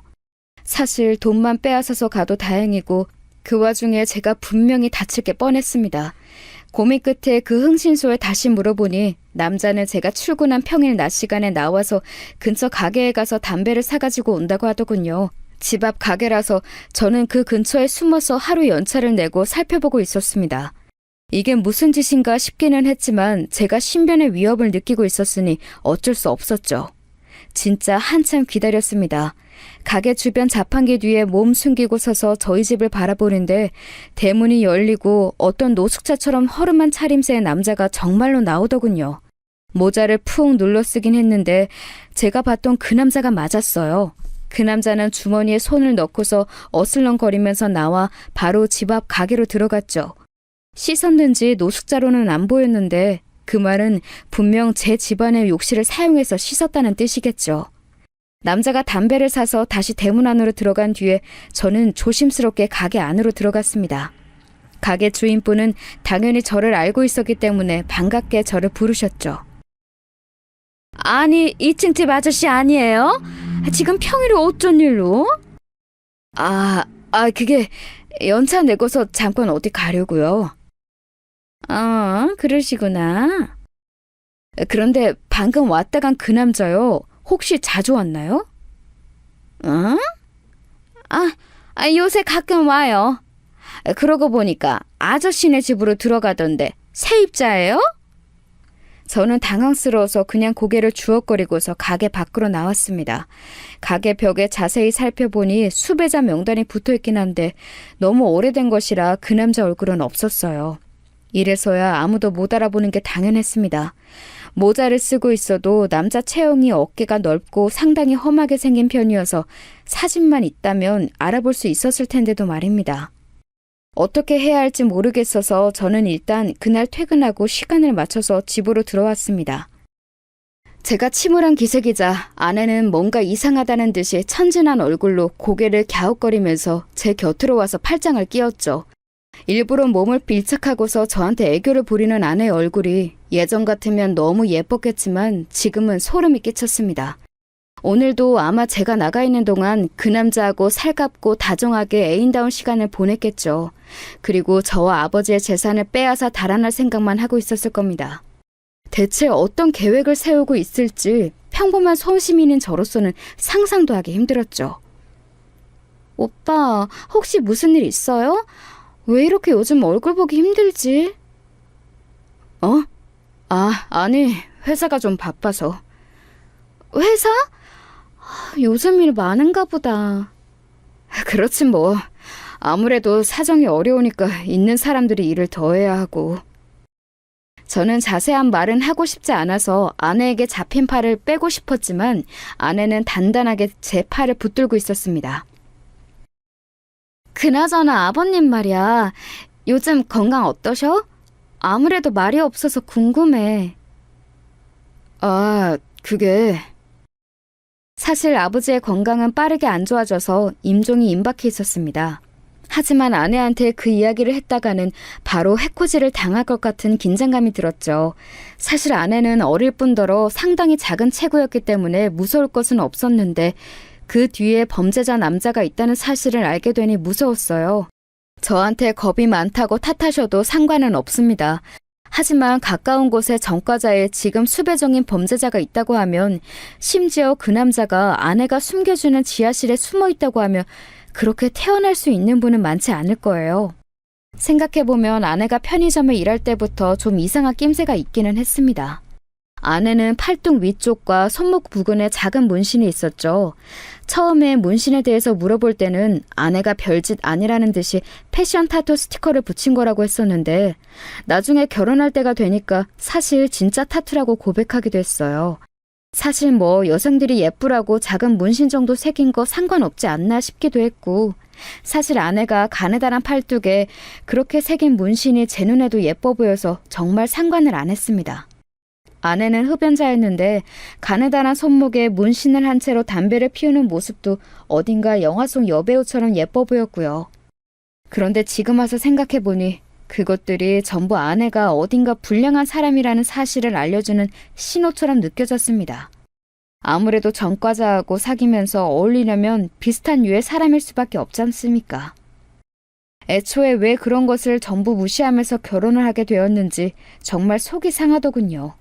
게다가 이어진 아내의 말이 더 무서웠습니다.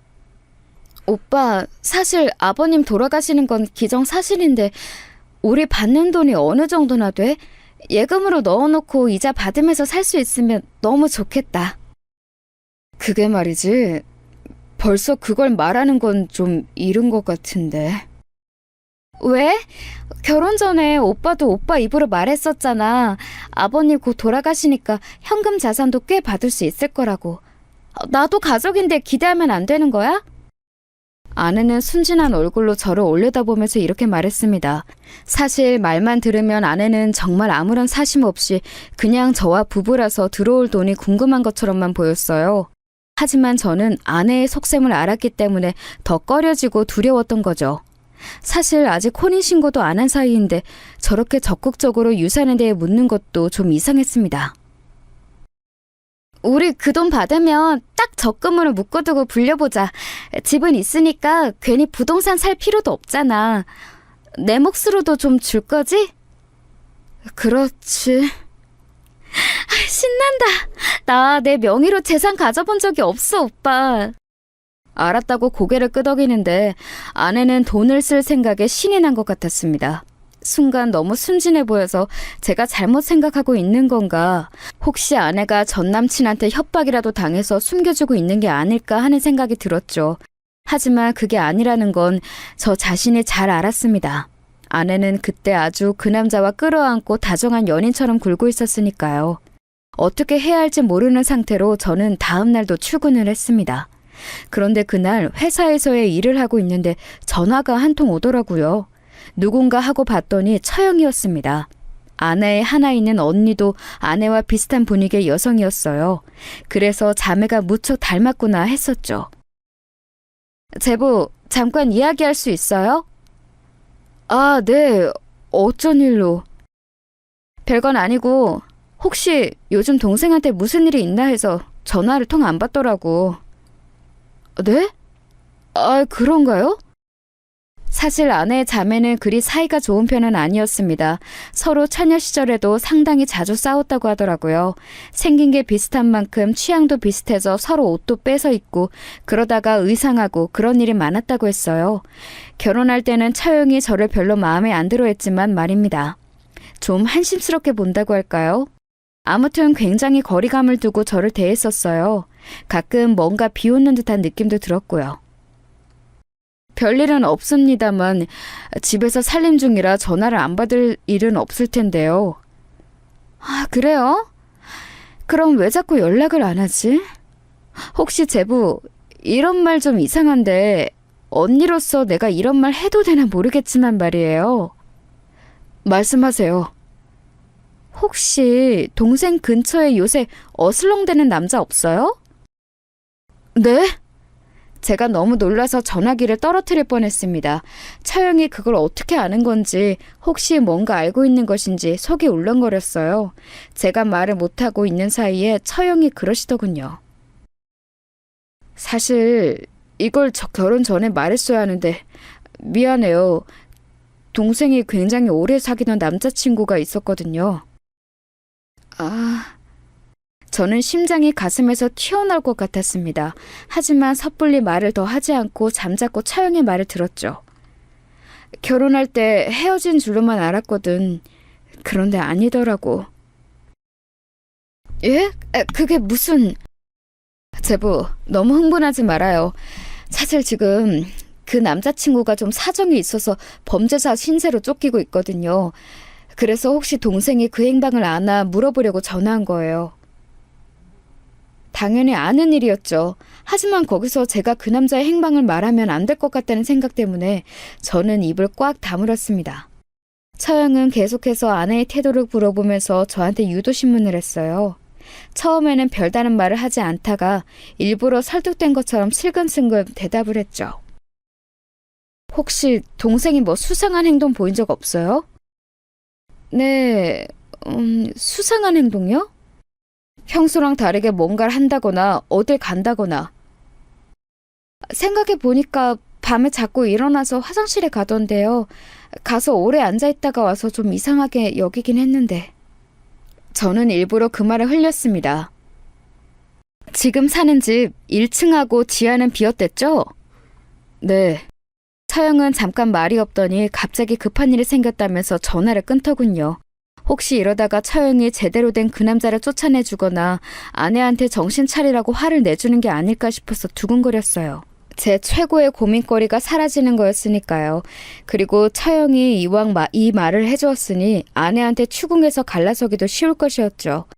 저는 퇴근하고서 그날은 일부러 야근도 하지 않은 채로 곧장 집으로 향했습니다. 혹시 처형이 와서 아내를 설득해 주었을까, 그리고 그 남자를 쫓아내 주었을까 싶어서요. 그런데 제가 집에 들어오자마자 목격한 건 정말 예상 외의 일이었습니다. 제가 2층 실외 계단으로 연결된 현관문을 열고 들어가자마자 실내 계단을 타고 아래쪽에서 시끄러운 소리가 들리더라고요. 문을 닫아놨다면 안 들렸을 텐데 실내 중문이 약간 열려있던 탓에 희미하게 들려왔습니다. 저는 조금 놀라서 조심스럽게 계단을 내려가서 위쪽에서 숨어서 아래를 훔쳐보았죠. 지하도 아니고 1층 계단참에서 그 남자와 아내 그리고 차영이 서서 싸우고 있었습니다. 칼퇴하고 온터라 해도 완전히 지기 전이었어요. 어스름한 실내에서 남자는 골치 아프다는 듯이 고개를 젓고 있었고 아내와 처형이 핏대를 세운 채로 싸우고 있었죠. 야, 이 계집애야. 넌 결혼까지 했으면서 왜 아직도 얘를 붙잡고 있는 거야? 뭐라는 거야? 애초에 지금 이 결혼 자체가 돈 벌려고 그런 건데? 야, 닥쳐. 넌 다른 남자하고 같이 사는 것 자체가 이미 넘어간 거야. 그리고 너는 왜 얘한테 붙어 있는 거야? 나한테 와야지? 처형이 고래고래 소리를 질러댔습니다. 아내는 만만치 않게 핏대를 세우고 있었지만 가운데 낀 남자는 머리가 아픈 듯이 귀만 파고 있었죠. 대체 무슨 상황인지 알 도리는 없었는데 적어도 그들끼리 싸우느라 저한테 신경을 쓸 여력은 없다는 걸 알 수 있었어요. 다행이긴 했지만 도무지 무슨 일인지 알 수가 없더군요. 그러다가 갑자기 남자가 그랬어요. 야, 좀 그만해라. 사실 나도 얘네 집에 이렇게 숨어 있는 거 좀 별로였어. 뭐 이런 집에 사는 새끼 돈이 얼마나 된다고 그 돈 긁어낼 때까지 기다리라는 것도 그렇고. 어머, 오빠, 어떻게 그런 말을 해? 내가 얼마나 징그러운 것도 참고 그 늙은이랑 같이 살고 있는데. 아내가 기함하면서 그렇게 외쳤습니다. 아, 지금 말하는 그 늙은이가 바로 저일 거라는 확신은 들더군요. 순간 무릎에서 힘이 빠졌지만 그래도 지금 중요한 건 사실 아내와의 사랑이나 순결한 정신이 아니었어요. 제발 저 양아치 같은 두 남녀한테서 제가 안전하게 달아날 수 있기를 바랄 뿐이었습니다. 애초에 나이 너무 어린 문신녀하고 결혼했을 때부터 뭔가 잘못된 일이었던 겁니다. 너 그냥 우리 집으로 와. 우리 집에도 숨을 곳 있어. 쟤 지금 시아버지 여전히 멀쩡하다고 하더라. 호스피스에 있는 채로 3년씩 살아있는 노인네들 얼마나 많은지 알아?